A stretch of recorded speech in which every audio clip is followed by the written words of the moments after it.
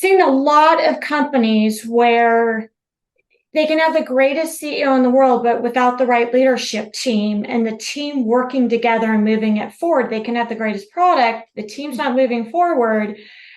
You're pulling a number of trucks and tractor trailers up a hill versus if you have the right leadership team, you're just kind of pushing one person up a hill.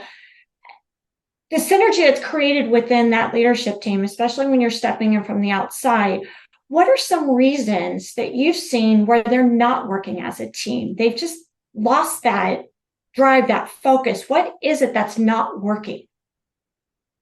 Yeah, it's honestly, it's usually kind of dysfunctional structure or dysfunctional, personalities in the organization, right? And part of this is that you have to be pragmatic, right? One of the things I'm always curious about when I meet with a CEO, who's asking for some help is, do they personally feel like they need help, or do they feel like they actually know what to do? And if somebody would just let them do it, they would, go ahead and get it done, right? In the first case, we're more likely to be successful. I'm more likely to be successful because the person's listening and, wants to improve. In the second case, almost always I find that's actually the problem, right? CEOs are mistitled, right? We think that we're, the chief executive officer.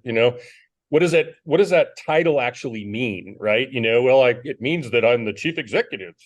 What makes you the chief executive, right? And the fact is that I try to help CEOs understand, your job is not, you're not the chief executive. You should be titled the CDO. You're the chief decision officer, right? And all of your team should be titled COOs. They're chief opinion officers, right? Their job is to tell you places where you can improve. Their job is to tell you places where things aren't quite as good as you think they are. Their job is actually to tell you when you're wrong, right?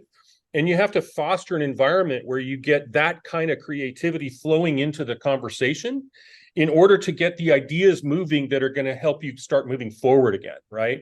And so, and then what the team is looking for once they voice an opinion and say, hey, I think this is wrong and we should fix it, is they're looking for you to make a decision. Yes, you're right, let's go. Or no, I don't think that's quite right. Here's what I think we should do instead, right? And if all you do is say, oh, well, let's appoint a committee and have another meeting about that next week, then the really smart people in the organization are frankly likely to sort of say, you know what, I'm just not valued here. And so I'm going to move on and go do something else.